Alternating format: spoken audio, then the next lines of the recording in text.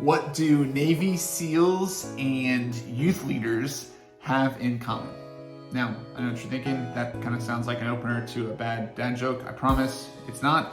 That's what I'm covering in today's video, where I actually distill some life important lessons in youth ministry that I was able to glean from a 26-year Navy SEAL veteran. So stay tuned for today's episode.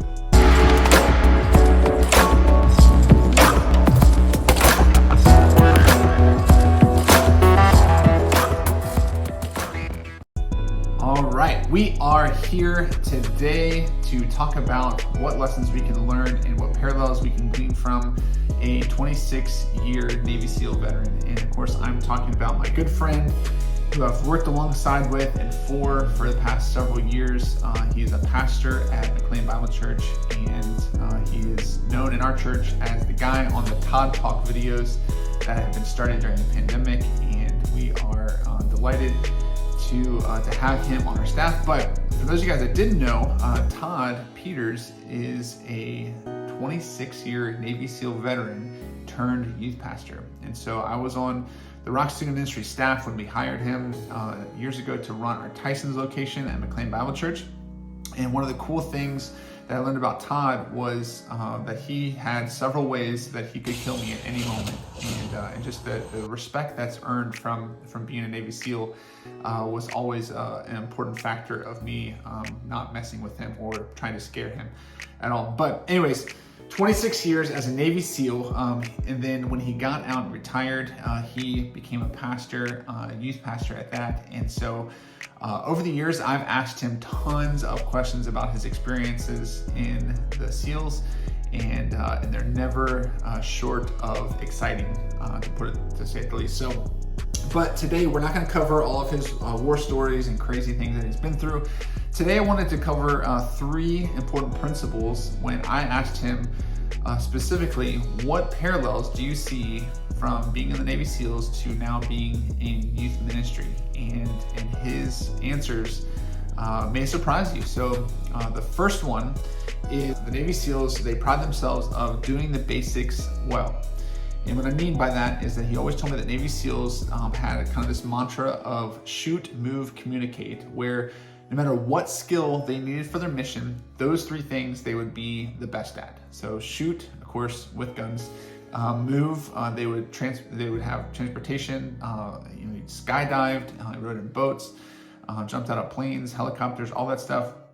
And then, of course, communicate. They wanted to make sure that no matter what mission they were on, communication was key.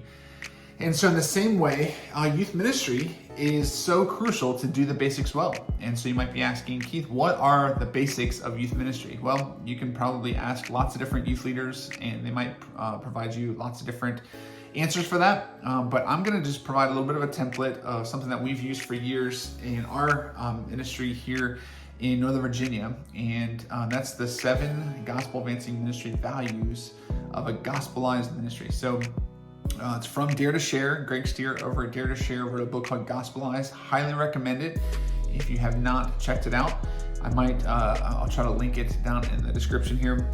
But I'll go over these 7 values, and these are what I kind of see as the basics of youth ministry. And so number 1 is intercessory prayer fuels it. And so you need to have a ministry that's fueled by intercessory prayer. And what I mean by that is that you're praying for the lost. You're praying for students to come to know Christ, and you're inviting other students to pray for their friends to come to know Christ.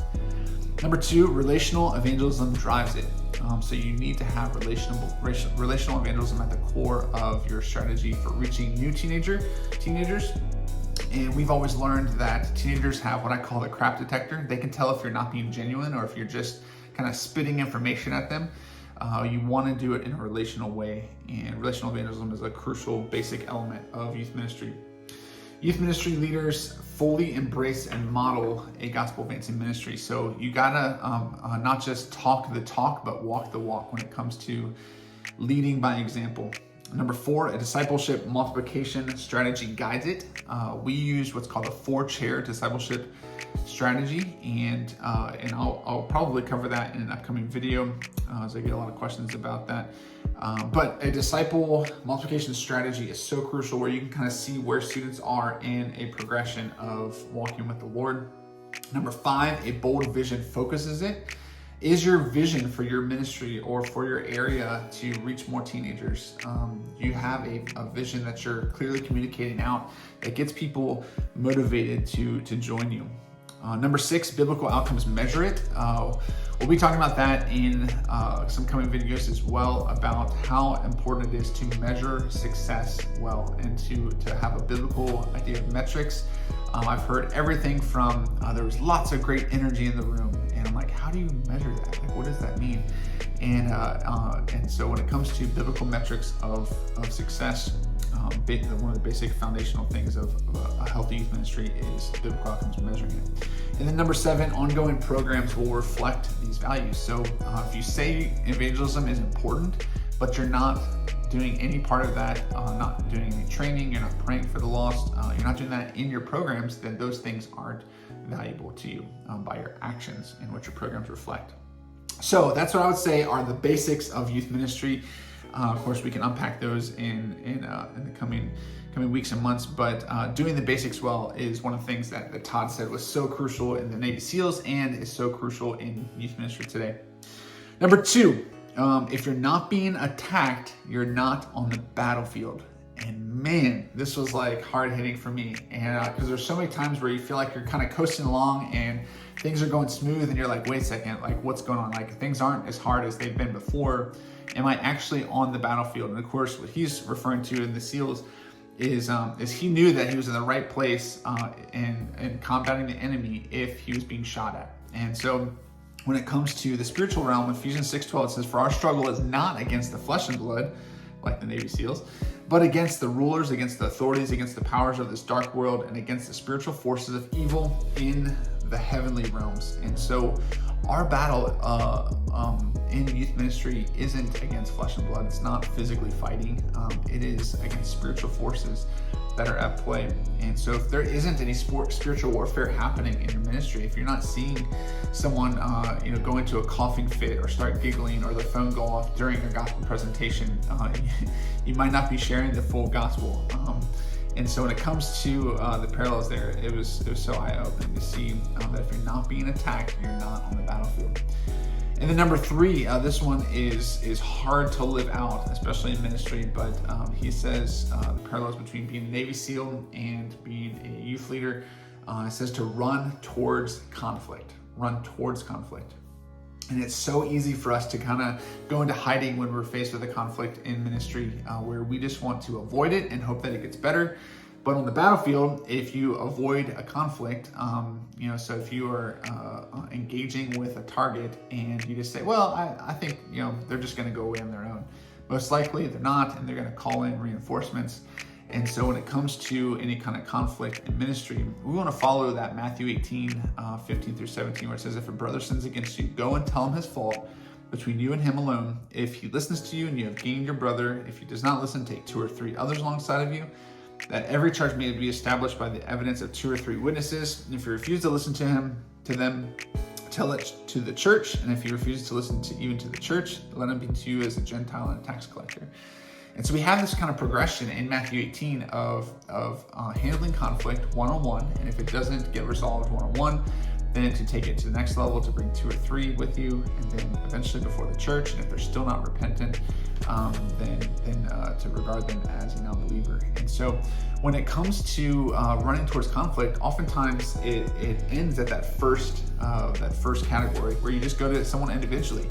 And many times in my own life, when I've had a conflict or someone, where they said something off color, or they said something that was really offensive, when I've gone to them personally and addressed it, usually they're like, "Oh my goodness, I had no idea that what I said was offensive, or that I meant this when I said this," and then it stops right there. And that's 9 times out of 10 in my experience, where you just run towards that conflict, address it right then. Don't let a long time go past, because it could really fester and boil into something else, whether it's something that you did against someone, go and apologize, make amends, repent. But if it's someone that did something to you, of course, address that right away. Speak up about it. And of course, go with scripture telling them the fault, not just your own preference. So there you have it. 3 things that I learned from serving alongside a Navy SEAL veteran that I learned about the parallels of youth ministry and Navy SEALs. So I'll recap them real quick. Number 1 is do the basics well. And I would consider the basics as the 7 gospel advancing ministry values. Number 2, if you're not being attacked, you're not on the battlefield. And then of course, number 3, run towards the conflict, run towards the things that are attacking, and you will save yourself a lot of heartache and trouble in the long run if you're able to address the conflict right away and quickly. All right, there you guys have it. If you have never been to our channel before, what we do here is we love to help youth leaders stay in ministry longer. And we do that by helping them assess levels of burnout. We have a free assessment that we work with counselors to develop, and youthmenwins.com/burnout. And we invite you to come over to the website there, fill out the questionnaire so that you can submit your results in confidence. They won't be shared with anybody else, but it's a way that you can kind of identify where you are and how to remain steadfast in youth ministry. And so if you haven't yet, go take the assessment. And maybe if one of these resonate with you about things that we can learn from a Navy SEAL about youth ministry, let me know in the comments below which one stuck out to you the most. All right, guys, see you next time.